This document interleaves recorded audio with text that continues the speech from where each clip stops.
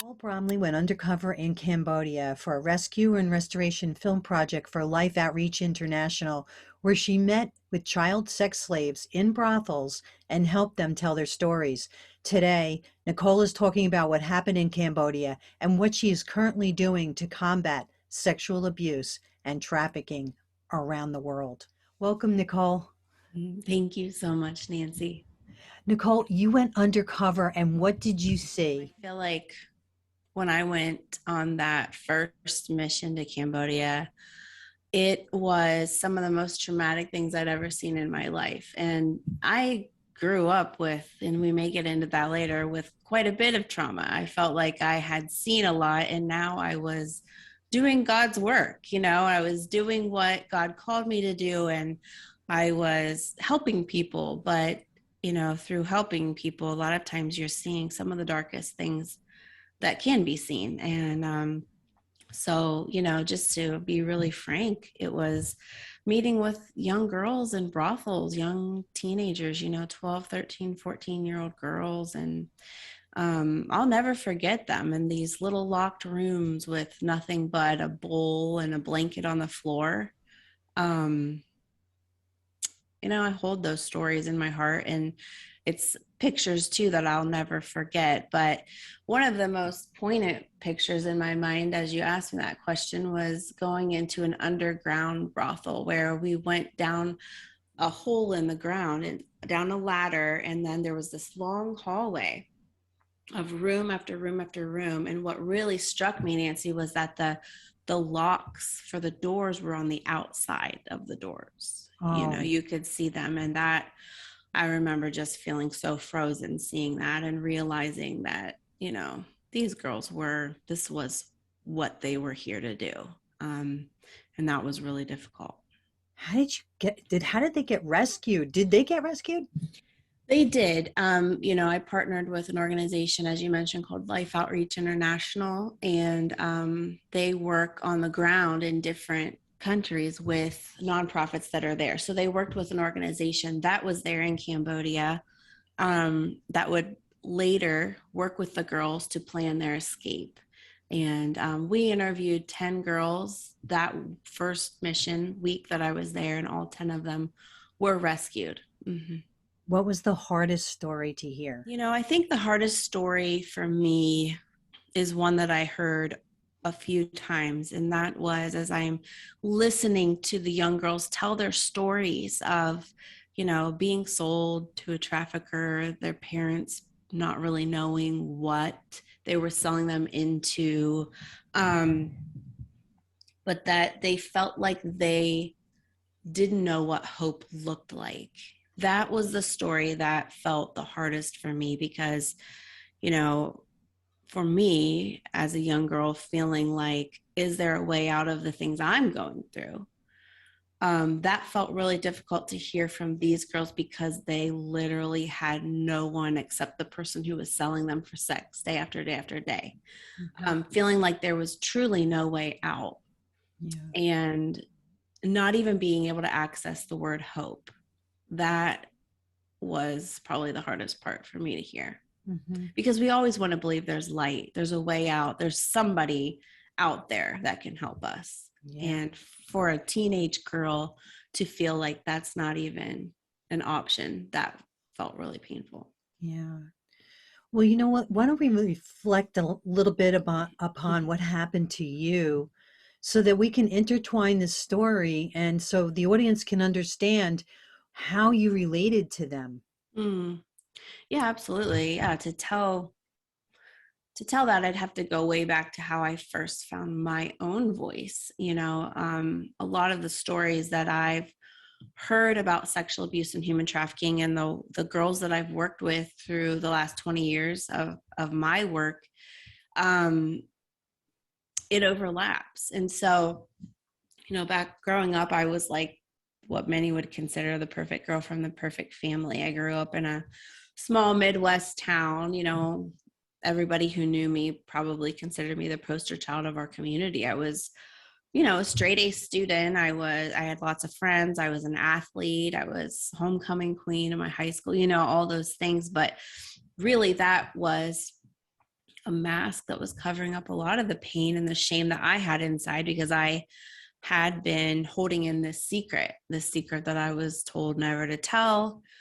And that was that I was sexually abused by my stepfather my entire childhood. And this was a man in our community who everyone respected and loved. And, no one would have ever suspected that I was being sexually abused in my home for over a decade of my life. And so, for me, it was something that I thought I just had to go through because no one ever talked about it. It was something that, I believed that what he told me was like, this is what girls go through. No one talks about it. And so as much as I felt the shame of that, I felt scared to tell. I was afraid of what would happen if I told, or I was afraid no one would believe me. All those common things that, a survivor of sexual abuse feels, believes, all of that keeps us silenced. And so, so I kept it secret for a long time until I finally, as a teenager, about the same age of these girls that I was meeting in Cambodia, I finally told my mom. She believed me. And a week later, my stepfather ended up committing suicide. Oh, Mm. oh. And so, that was such a hard time in my life. And I just wanted to forget about it. I just wanted to move on.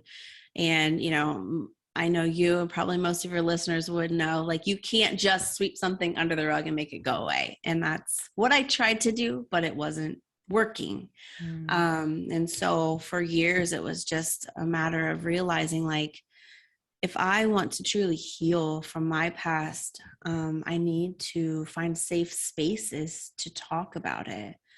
And so that's what I did. And I eventually, long story short, I ended up going to a church camp when I was a teenager and telling my story for the first time in front of all these other teens. And it was the weirdest thing because I thought, what in the world? Why did I do that? Like, everyone was just kind of quiet and didn't know what to do with my story. I went home and thought, oh my gosh, I'm never going to church camp again. But the cool thing was, I went home, and this was back in the day when we used to do like the pen pals and we would write back and forth to kids at camp. Well, I got home and I started getting letters from other teens that were at the camp, and they were telling me their stories of having been sexually abused, their stories of feeling like they had nowhere else to turn, their stories of feeling like they were the only one. And for years, Nancy, I thought I was the only one. Yeah. And so that was almost where I felt like God entered my story, where he was saying, this wasn't what I meant for you. This wasn't of me. But if you give this pain to me, I will use it for good. I will use you to help others. And so that's what I did. I started writing back and forth with those teens at that camp and helping them to tell. And we all kind of began to find our voices. And through finding our voices and telling our stories, that's where healing begins. I think the first step to healing is truly telling your secret. And that's where it started for me. And so that's what kind of got me on this track of being willing to stand in front of audiences and tell the truth and help other people find their voice. And so much healing began. And then that was when I started meeting victims of human trafficking. I was meeting young women, older women who would tell me their story after I'd step off a stage, or, after my first book, Hush, came out. Moody published that a few years ago, and I started getting emails from survivors of human trafficking, and they would all say something very similar. It was, Nicole, you talked a lot about wanting to run away. I did. I dreamed of running away so many times from my home where I was being sexually abused, but I never did. And so these trafficking survivors were telling me they did run away. They ran away from the sexual abuse that was happening in their home. And then they thought that they found this person that was going to be the answer to all of their dreams, but ended up being their worst nightmare, that they then exploited them and ended up trafficking them. So all the promises were lies. And so that's where they were relating to me. And so I felt, oh my gosh, Nancy, like, this is exactly the vulnerability in America, especially the Mhm. vulnerability of a young girl or boy who's being sexually abused in their home, looking for some way out. And that's where the traffickers target those vulnerable ones that have those kinds of vulnerabilities. So I thought, oh my gosh, my story could have ended up just like theirs. And Mhm. that's where that fire and passion took off. And I wanted to be a voice, not only for those who'd been sexually abused, but also for those who had that second layer of having been exploited and trafficked for sex. Mhm. Um, and that's where in Cambodia, I used my story to meet those girls where they're at, because so many of them related to my story, and they would look at me and like, oh, you're this, white American girl, like there's no way that this could be happening to you, but in fact it was. And so that was sort of the talking point, that helped them to then share their stories, even as hard as it was being in a brothel room, locked up in there, being forced to service men 8 to 10 times a day. Like that to me is something I couldn't relate to because it felt so much more traumatic, but yet there was a common thread that helped them to open up and tell their stories to then eventually be rescued. They lose their souls, don't they? It's I think almost that's where it's the hope was lost. When I said, where do you find hope? What does hope look like? And I'll never forget the one girl saying to me, I have no idea. I don't even believe in it anymore. that's Hmm. got to be the saddest thing ever to hear that. And how Yeah. did you not just weep the whole time you were there? Yeah. You know? Well, yeah, exactly. And I think, unfortunately, it's those unhealthy coping mechanisms from being a trauma survivor where it's almost like you can become numb in some situations. But I'll be honest with you, like, that is where God broke my heart for what breaks his. It's sometimes you can hear story after story and it's like it's just another one because there's so many of us out there. But then I just think there's a time when God will break your heart for what breaks his, and this is where you're supposed to be. And you sit in it and you weep with them because that's what they need. And that's what I needed as a little girl. I needed not someone to come in with all the answers and just rescue me up out of it. What I needed was someone who could sit with me in my pain and weep with me and just tell me that I deserve better, that I didn't deserve this, that I didn't ask for it, and that they were going to be there until I got to the other side. Mhm. And that's what I felt like God was doing with me in those brothel rooms, was saying, this is what you needed and this is what you can give her. Mhm. Yeah. I'm looking at the picture behind you and I'm thinking like this is what no hope looks like, right? Mm, yeah. Yeah, I actually drew that. Um, You did. Yeah, I drew that in Beautiful. college when I was going through my healing, and just like you feel like you're so alone.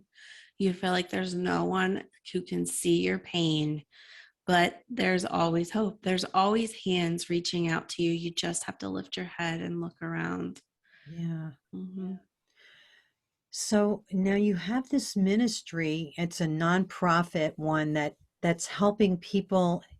Are you doing it around the world? Is it United States? Where are you helping and how are you helping? Yeah, well, thanks for asking. Well, it's called One Voice for Freedom. And it's doing work in the United States and around the world. So it started out in Cambodia. I mean, I returned from that trip with Life Outreach International just with that broken heart and a passion to do something about what I saw, to get in front of the problem. That's always been the vision of One Voice for Freedom, to not be all about the rescuing, but to support those doing that work. But our goal was to get in front of the problem, to stop it before it started. Mhm. And I realized, I can't do everything, but I can do something. And so that's where I began to take teams over there, educating people about sex trafficking with the purpose of stopping it before it started. And um, so that's what we do internationally. education, I think, is key to prevention. We're beating the traffickers to the villages that they target. Like the many girls that I met, in fact, probably the most heartbreaking story was not even of a girl, was of a single mother of two girls in Cambodia who had nothing, and she wanted so much to provide for her girls but had no way to do it because she was struggling herself. And traffickers had come to her village and just spilled this whole thing of lies of how they wanted to take girls and give them an education, give them a job in a cafe, teach them English, and they would send money back home to the parents. And it was just all of these lies to get the parents to sign the girls over to give them a better life than they could provide for them. And ended up that mother learned that her daughters, she had not heard from them for a couple of years. And then one ended up coming back with an eye that was completely blind from the torture of the traffickers. And she was nearly in a coma from all of the abuse. And the daughter was in a good enough place to be able to tell her mother what the truth was of what those men did to her in selling her into slavery. And then they'd never heard from the other daughter again.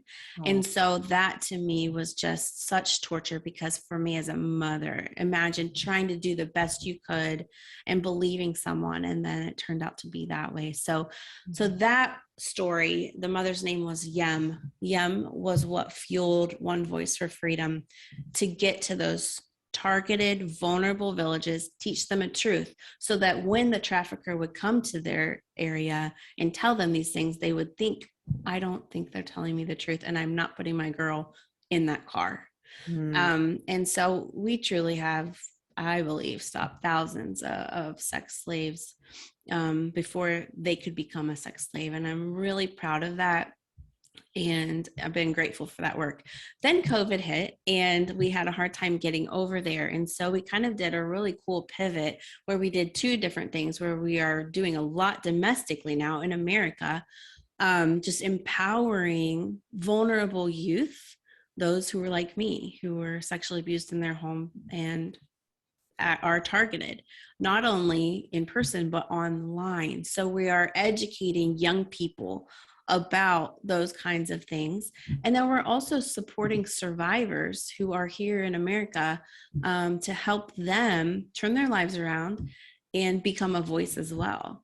And so that has looked like, bringing hot meals and hygiene bags to areas where there are women and children who are being trafficked, building relationships. We target homeless youth and runaways, building that bridge of trust with them so that they can see red flags as well and do what they can to get back on their feet. Just helping people feel seen and valued and getting in front of the problem here in America. So we've been doing that. And then on the other flip side, we started a 8-week healing e-course for survivors of sexual abuse and human trafficking. It's like an online course. And then we meet weekly, where I lead like a support group on Zoom, actually. And it's been so cool and powerful just to see those who have been trafficked or been abused to now become a voice and an advocate for the next generation. And it's just been really fun. You are brave. That's what I'm calling you, the brave one. Oh, thanks, Nancy. Thank you so much. Now, I want to ask you, brings to my mind, are you grooming any of the younger girls to do what you do? Are you grooming anyone, like maybe somebody in high school that you could say, well, if you see this going on and you see that going on, you can be the head of that. Are you doing anything like that? Yeah, in a way. So I speak at a lot of like high schools and colleges. And so part of that is not only helping others find their voice if they've gone through something similar, but also learning how to be a good friend, learning how to be a leader and a mentor in your community. I mean, there's so much about, especially young women, just being a a role model to those under them and noticing red flags in your little sister, right?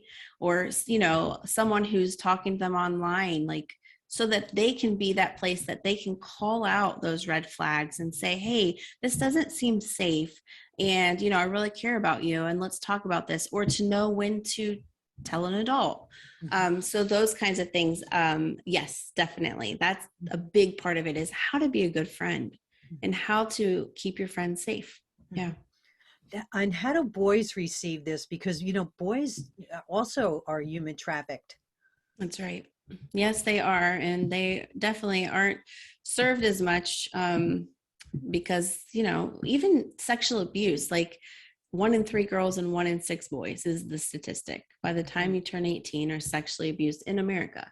Mhm. And so many of them are exploited as well. And I think it takes a lot for boys to be able to talk about it.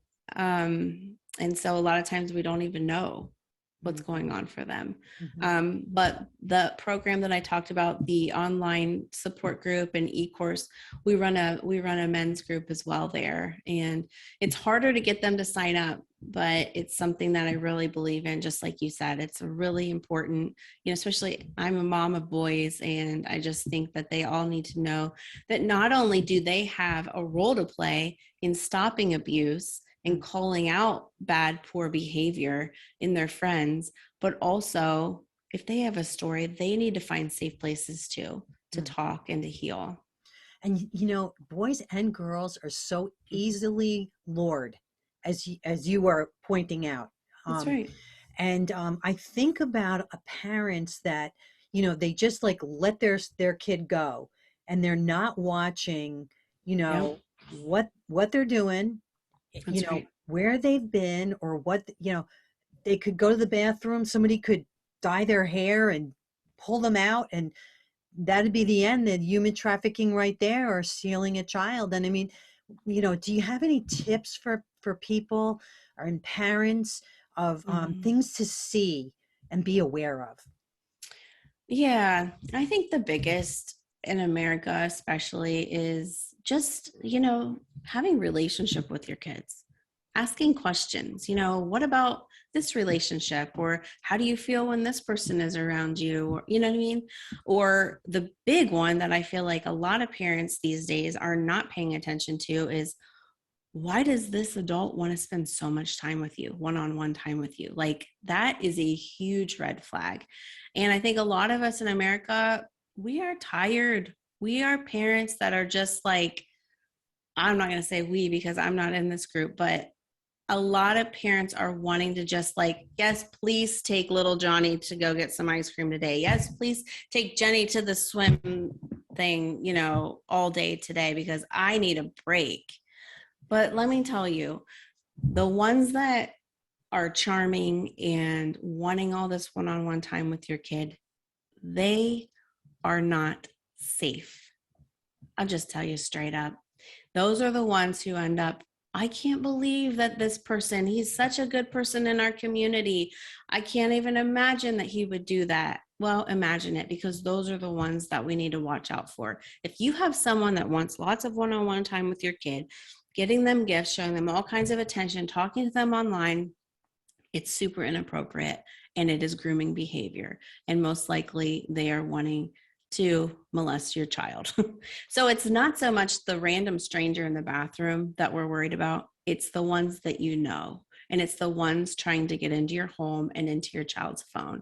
Those are the ones you need to look out for. So ask questions about those relationships, monitor them.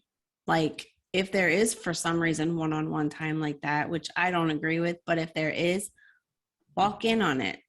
Like, go find, and find their phone and ask questions about those things. And, I just think we need to be having more questions, more relationship, and giving children an opportunity to say, I feel a little bit uncomfortable with this person, Mhm. and responding. And saying like it's not okay That's right. that Yes. that person is touching me, or they're Mhm. going against what I feel is not right. They're going against my feelings here, Yep. to express that.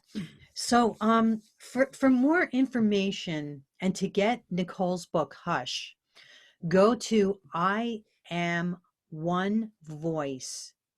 That's one word, .org, or Amazon.com. You can get it there too. And Nicole, what would you like to leave the audience with today? First of all, being willing to be a safe space for people. You never know the pain that someone else is carrying. No one would have ever suspected it in my life. A lot of the survivors we meet with, like, they never felt like they could really be real about the pain that they experienced. And so then there's no healing.